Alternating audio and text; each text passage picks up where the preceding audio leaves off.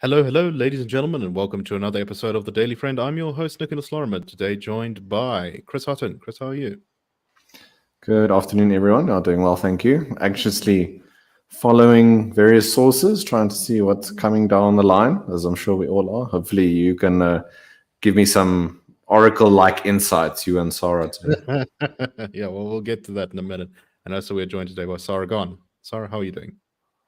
I'm just concerned that whatever's coming down the line is going to hit me in the back of the head.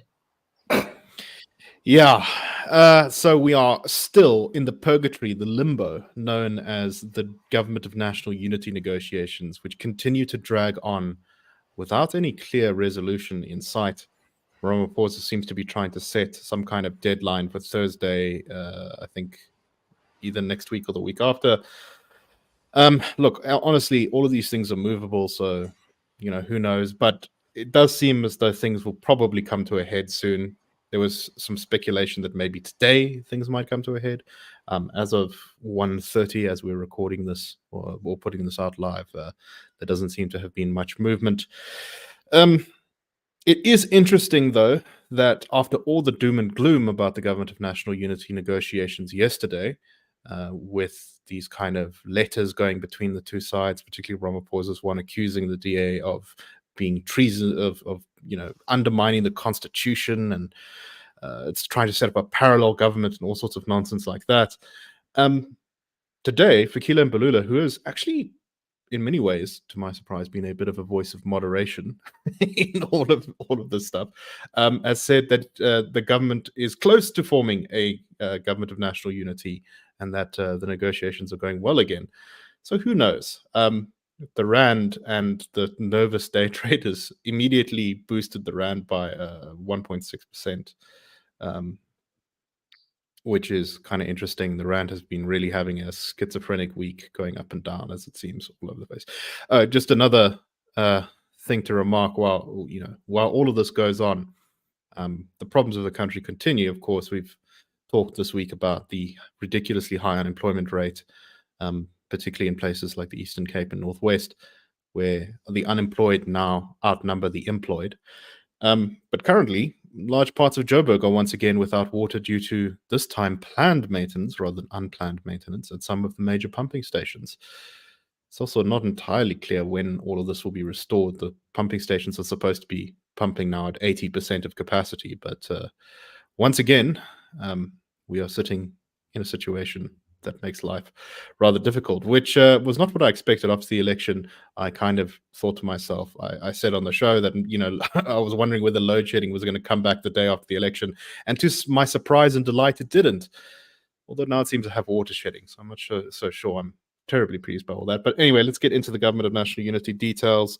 So, of course, the big news yesterday was that there was this letter from President Cyril Ramaphosa to John Steenhuisen, which, as I said, accused the DA of trying to set up a parallel government and was very aggressive. It accused Helen Zille of having a nasty tone when writing the previous letter to the ANC. Of course, what he doesn't mention is the letter that Helen Zille wrote to the ANC, talking about 10 or 11 cabinet posts, was in response to the ANC's initial offer, which was 3 cabinet posts. The DA, through one of its negotiators, Tony Leon, who wrote a column on this stuff titled "The ANC Faces Its Own Sophie's Choice," talked about how, according to the agreement that was signed between the two parties, the statement of intent, which, as Leon suggests, the ANC appears to have decided that it doesn't really have to follow anything in, the DA feels it's entitled to around 10 cabinet positions, the ANC, I think 17, the IFP 3, the PA 1, and the Freedom Front Plus 1. Sorry, 17 for the ANC, 9 for the DA, 2 for the IFP, 1 for the PA, and 1 for the Freedom Front Plus. PAC and Good would not obtain entry to cabinet if this was based on how much of the vote you got in National Parliament. He said, however, the DA was willing to give up at least a couple of seats, and it seems as though they did agree to an offer from Ramaphosa on Wednesday night, that they would get 6 cabinet posts, a number of deputy ministerial posts, and also the position of trade, industry, and competition. However, there was pushback on the ANC NEC, particularly from Gwede Mantashe and Paul Mashatile, who basically said something along the lines of, this will destroy transformation in the country. We can't possibly let them have trade and industry. It has too much power. There's also high officials, essentially deployed cadres within the Department of Trade and Industry, who have said that the Department of Trade and Industry is at the heart of government's transformation agenda. We can't possibly hand it to a party whose policies are against critical aspects of that agenda, such as BEE and affirmative action. So this kind of proves the point that the DA has made in some of these negotiations, that they need to control the appointment of director generals because the ANC has deployed so many cadres to the bureaucracy. The fact that you have anonymous officials in the Department of Trade and Industry basically saying we can't deviate from ANC policy, I think to me suggests that any semblance of non-political alignment in that department is long since gone. But Sara, let me get to you. I've just laid out such a confusing, complicated mess of different parts moving all together. What do you make of where things stand at the moment? It seems like an awful lot of the leaks and statements and things are being driven by negotiating tactics, and the fact that Ramaphosa and the DA, neither of whom wants to seem like they're being screwed by the other side, is trying to project strength. I think the problem for Ramaphosa is that he more than anything is being caught, as we've previously discussed, between bringing the DA on board by making offers that the Gwede Mantashes and the Paul Mashatiles of the world then reject, being the upstanding citizens and competents that they are. So he's not a forceful enough leader to do that. I mean, he's really, as I said, defaulting to 2018 when he could really grab the nettle. But I think perhaps what we can look at is not the consequences, because I think the DA will hang there until it's absolutely clear that nothing's going to change. After which I think the decision to leave would be inevitable. But I think the thing that the ANC has to bear in mind is probably twofold. The one is that its future depends on its success, its existence probably depends on going into coalition with the DA rather than the alternative. And the other is that what are business going to do if he doesn't?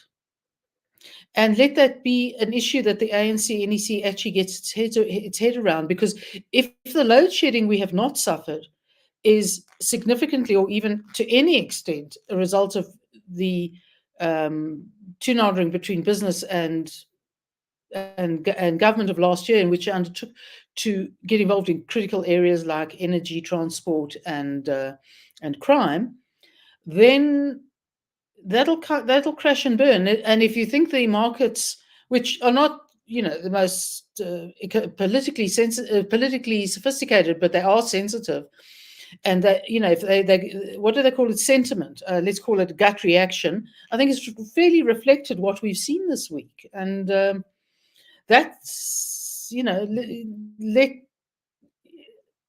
Cyril Ramaphosa needs to make more of it. I'm not sure he will if he's up against a guy like Mantashe, but the warning to the ANC is there, and it's we can disparage the markets, the foreigners, the Americans, whatever we like, but the problem is going to be the ANC's more than anyone else's. It's got nowhere to go. No, I think that's very much the case. It does still seem like the ANC hasn't fully comprehended that it needs to make, as we've said so often this week, some important choices here. And I think a lot of this truly is the fact that ANC internal politics continues to hold everything hostage. To some degree, I think a lot of this is because Ramaphosa wants to project real strength, and he doesn't want to look like he's being pushed around by the DA, even though he probably thinks that he does need a deal with them. Now, why is he so scared of being seen to look weak in front of the DA? Because it will give enormous fuel to anyone who wants to challenge Ramaphosa's leadership of the ANC or his faction's leadership of the ANC. The ANC is clearly, normally when you have a political leader who leads the party into an election where it loses 17% of the vote, or 17 percentage points in the vote, you're toast. Now, I think it's kind of a bit silly because, of course, Ramaphosa remains the most popular politician in the country, despite everything, even though he's much less popular than he used to be. And the ANC really doesn't have anyone to replace him. But that won't really matter necessarily, I think, in internal ANC deliberations, where they'll say, look, he led us into this disastrous election. He failed to stop MK. And now, look, he's doing a deal with the enemy, the devil, the white liberals, or whatever, the ANC wants to call the DA. So, Chris, let me come to you. I mean, firstly, what would you do if you were Ramaphosa?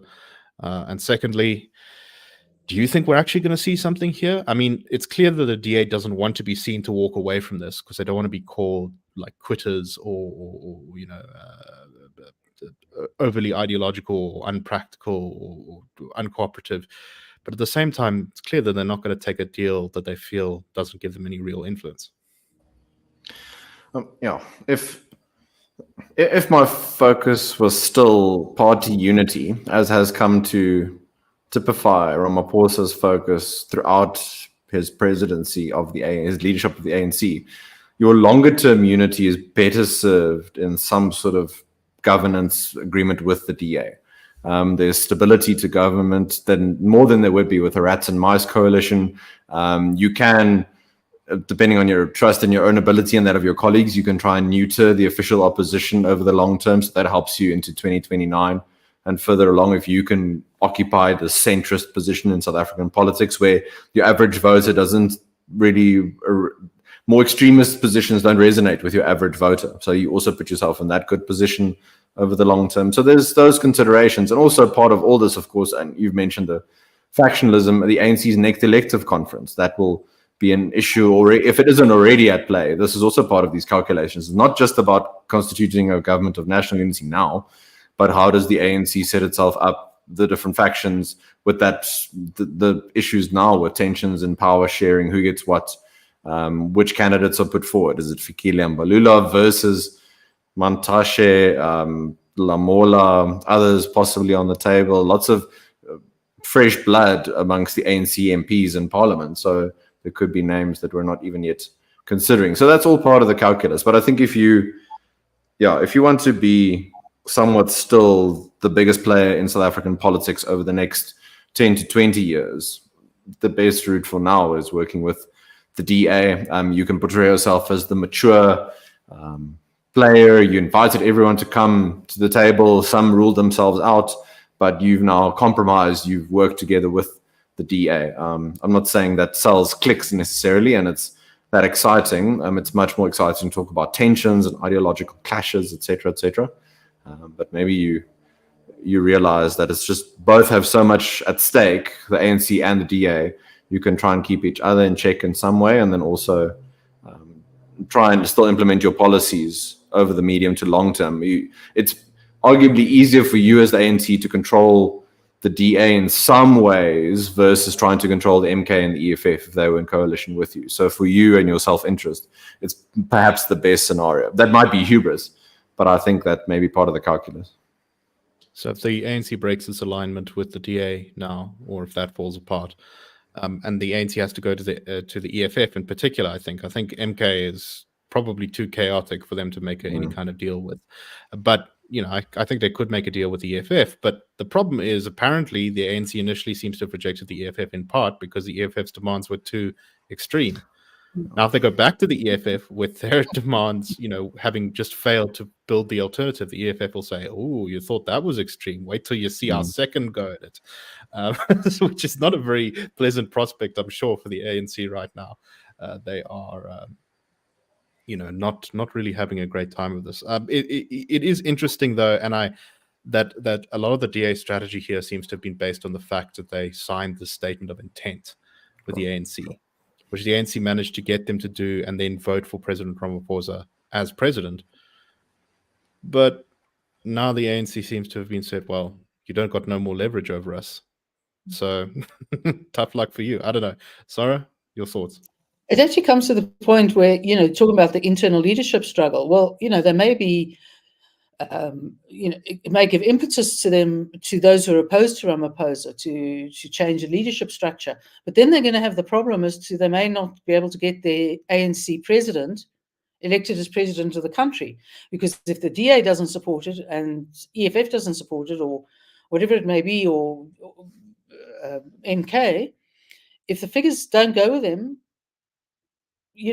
that's the card. That's a card that I think Ramaphosa simply can play with in order to try and fight this battle. Can you imagine how they must feel about the DA not having the sort of internecine fights that the ANC is besieged by? Whoa, that must be very annoying.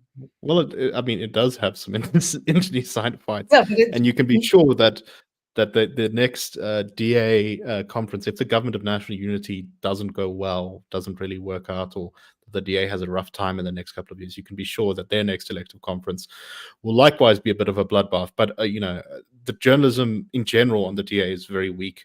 We get lots of insights into the internal workings of the ANC all the time from the major news reporting agencies, but absolutely nothing seems to be done on like what the internal battles inside the DA are. And there are very many of those too, but they just never seem to come out into the public light. I think because up till now, South Africa's media has tended to kind of just ignore the DA in a certain sense. But I suspect that's going to change in the post-election world. Well, sorry, Nick, just to mention, up until this point, for business especially and their interests, for the last 30 years, to try and understand legislation and the ideology driving legislation, you just had to try and understand the ANC. Of course, many of them tried to shirk away from the reality, and they were bitten appropriately and accordingly. But now you're going to need to understand a bit more of a complicated picture. So maybe there'll be just pure capitalist incentive from the media point of view as well, to give more insights into parties like the DA, the IFP, Patriotic Alliance, as you try and understand the legislative and ideological processes behind it all. So hopefully, the market finds a way. Yes. I think, as you said, Sara, the markets are not particularly politically sophisticated. I think that's very true. One shouldn't be just straight up led by, the markets have gone down, therefore we must panic and run around with our heads on fire and reverse whatever we're doing. But at the same time, over the long term, the markets will very definitely punish you for poor decisions. And if policy stays exactly the same, or gets worse, which is difficult to imagine, but still always possible under an ANC EFF coalition, where we see, sort of mass nationalization of things, we see fiddling around with the Reserve Bank, that kind of stuff. The ANC might well wish that it went into an alliance with the DA now. It's already possible we could see an alliance between the ANC and EFF if this thing falls apart. And in 2 years from now, the ANC will have to come back to the DA begging for better, for more cooperation from them because of how chaotically things have gone. We'll have to see. I don't know. Sara, do you have any final thoughts before we move on? No, just to say that, quicksand is going to be the theme of today's episode, sinking into it. Yes, indeed.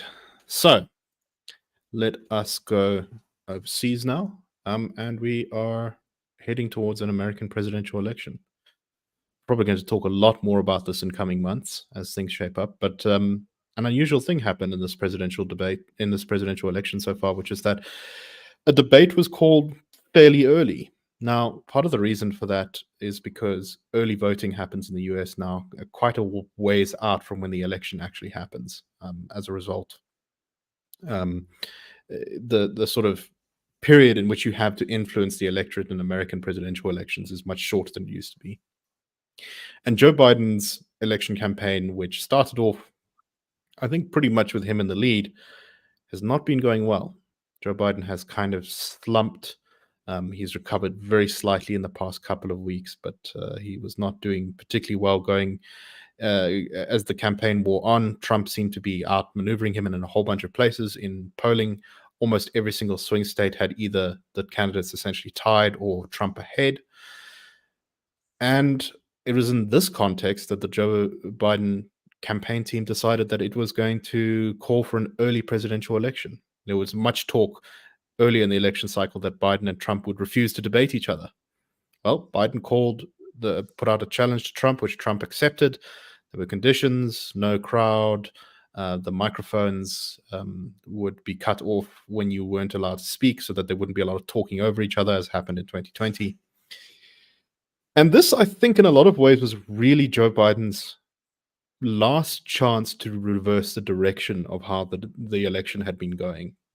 His campaign had really failed to gain a lot of traction and was behind.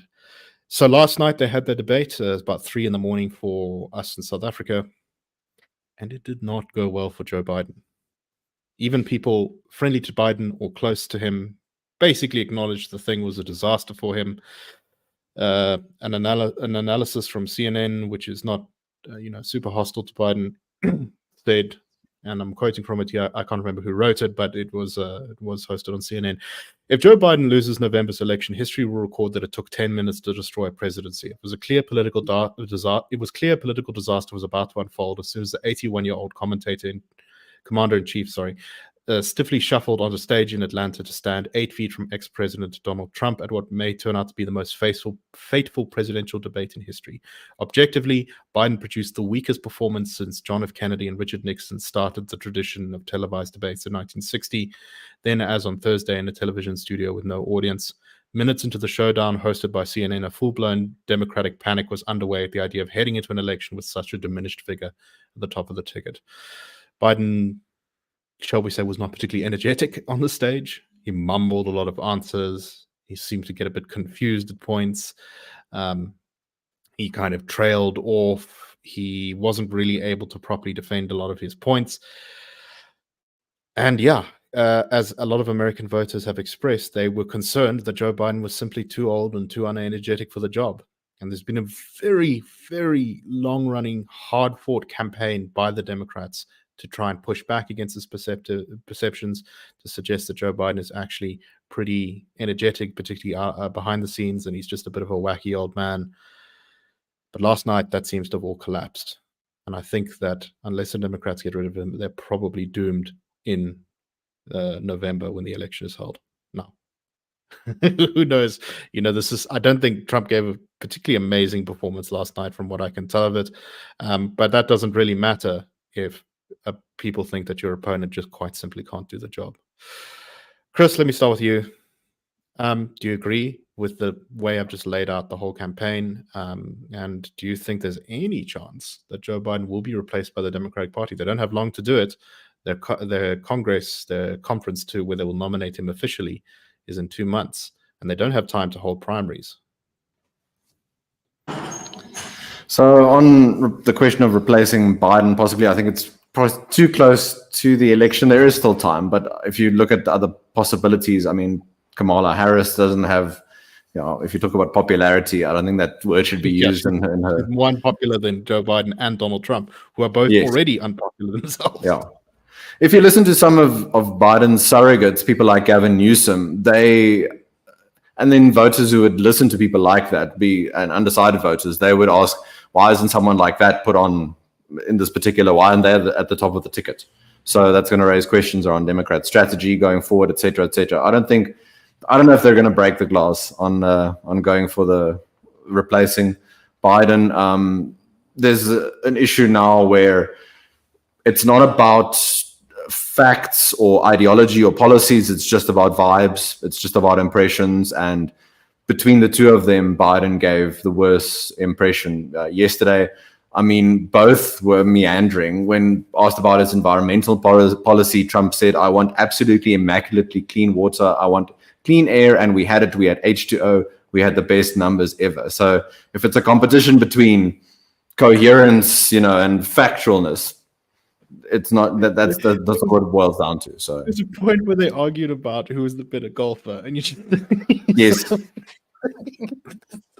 Exactly. Something has gone very wrong.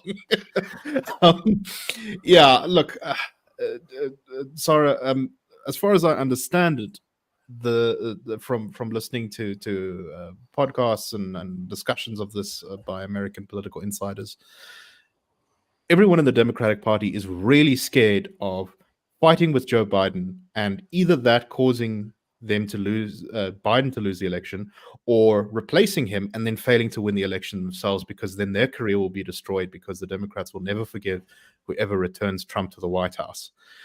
So there's kind of this sort of, I don't know, collective action problem where almost every single Democratic leader appears to be, who could potentially replace Biden, is kind of just sitting on the sidelines and going, I'm not going to take the risk. I'm not going to put myself out there. We'll just let him take the flak. And if he goes down, it's not my problem. But after last night's performance, Sara, do you think that will hold? Well, it's a moment of ultimate Schadenfreude for the Democratic Party, because they've worked so hard to pretend that what we have seen isn't the reality. That Biden, it's a sort of the mask of the sort of bumbling older man who's just being a bit idiosyncratic. I mean, for CNN hosted this, and CNN political analyst slated the result, and it's the problem is, when whatever this Biden situation was, Trump, it kind of almost doesn't matter what he says. He's Trump. If he avoids things or contradicts himself or says something weird, it's another day since 2016. What makes it different? But they were banking desperately, and they should have known better than all of us what Biden's health and mental acuity is. And they called for the debate, and they took the chance, and it just collapsed in front of them. It just absolutely collapsed. I mean, so literally, Trump could have said nothing but try and do a handstand virtually, and can you imagine what that would have gone down? The bar was funny, actually. But Biden, as a younger, fitter person, would probably have come out well 10 years ago, but certainly not now. And it's that sort of reckoning where both parties have a huge amount of introspection to do. And it's probably, if it's going to happen at all, it's probably too late for this election. It'll have to happen afterwards. So I think when people look back on the Biden administration, I think one of the biggest issues that will be highlighted was his choosing of Kamala Harris as his vice presidential pick, because she was pretty weak within the Democratic primary. She dropped out relatively early. She never polled that high. I think she polled sort of like 5% or something within the Democratic primary. So it wasn't exactly unifying the party to bring her in, because she wasn't even popular in the Democratic Party. She also turned out to be a very untalented politician, one who was basically only able to sell herself in California, her home state, outside of which she really hasn't been able to fly on the national political stage. And when your candidate is really old and people have questions about their health, they're going to look a lot at the vice presidents and say, okay, well, maybe Joe's a bit past it, but like if he goes, retires, dies, whatever, are we going to get someone who we can live with as a replacement? And as long as that replacement was Kamala Harris, I think it really, really did hurt his campaign and his election chances, because there is no backup. I think Biden would be in a much stronger position if he had chosen a much more moderate, much more sort of centrist, more talented vice presidential candidate. But I also think there was probably a little bit of fear in the Biden administration. He didn't want to pick anyone too talented who might upstage him. Chris, any final thoughts? It'll be interesting, I guess, how it shakes out now. When also keep in mind longer-term trends. So regardless of who the president is, both parties are strong on industrial policy, subsidies for quote-unquote local manufacturing, raising more barriers to free trade, ramping up that spending, government spending. So the US's forward trajectory doesn't necessarily put it in a strong economic position, regardless of who the president turns out to be. Yeah, there's actually a surprising amount on a lot of domestic policy, of particularly economic stuff, of convergence between the two candidates, which is quite interesting. Trump may promise some other kind of tax cut, which Biden won't, but even that will be probably relatively limited in its scope, just because there's been a lot of tax cuts over the past 20, 30 years in American politics, and the number of places to cut taxes, at least at the federal level, is not what it once was. All right. Anyway, I think that's all the time we have for today. I don't know, Sarah, do you have any final thoughts before we close? Well, I think the other problem for Biden is the fact that the economy actually matters to ordinary Americans. And although the economy's doing better, inflation went up at one point, prices went up, they never came down. And that's If the there's lived experience of most Americans. if there's a thing that's going to devastate your political campaign, it's always going to be inflation. Inflation is one of the most unpopular and disastrous things you can possibly have happen to you. And economists will debate as to how much it was Biden's fault. There are arguments on both sides on that one that I think are reasonable. But at the end of the day, there's inflation during your term. You're going to be fighting an uphill battle, and that has definitely been the case so far. Anyway, we'll see. You know, American politics recently has produced such wacky and weird things that who knows, maybe, I don't know, Trump will turn into a giant bat or something and the Republicans will pick someone new. Who knows? But yeah, I think that on the current trajectory, it's pretty clear what's going to happen in November. So something will need to drastically change. Anyway, that's all the time we have for today. We look forward to hopefully on Monday sharing a little bit more idea of what the South African cabinet is going to look like. And until next time, I hope you all have a wonderful weekend. Cheers, everyone.